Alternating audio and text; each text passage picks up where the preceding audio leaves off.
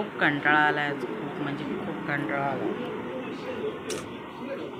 काहीच करायची इच्छा होत नाही आहे तशी, पण आज काहीच नाही. जेवण झालेलं आहे, फक्त भात होतो आहे.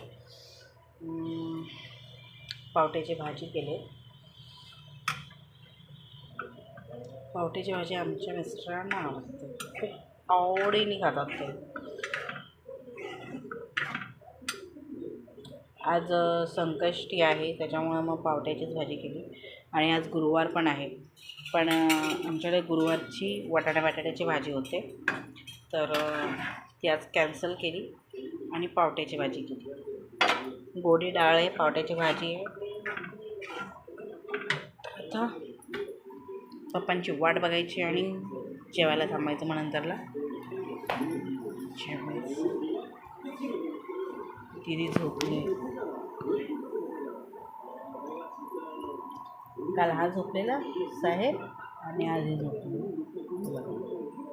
डोकं घेऊन बसले. हे असे मोबाईल घेऊन बसतात आणि नंतर मग डोकं पकडून बसतात. डोक्याला नाही होता. याचा कान दुखत होता, तर त्याच्यामुळे हे झालं है ना. काल कान दुखला, एवढा मोठा खडा निघाला कानात, स्वतःनीच काढला, असं पण नाही आहे. रडत तर एवढा होता ना, काही मी तुम्हाला सांगितलं मी मागच्या व्हिडिओमध्ये की एवढा रडत होता ना, रात्रभर झोपला नाही तो. अक्षरशः रात्रभर झोपला नाही तो. स्वतः झोपला नाही आणि मलाही झोपून दिलं नाही. मला तर झोपच लागत नव्हती बाबा, कारण की तो रात्री जेवला पण नाही आणि काय नाही. पोरं जेवली नाही ना, तर झोपच लागत नाही, काय नाही.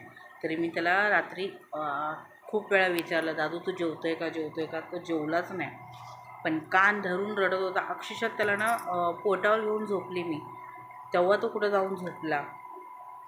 आणि काल दिवसभर घरात ठेवलं, दिवसभर कोमट तेल करून करून करून ते कानात टाकून एवढा मोठा खडा निघाला त्याच्या कानातनं.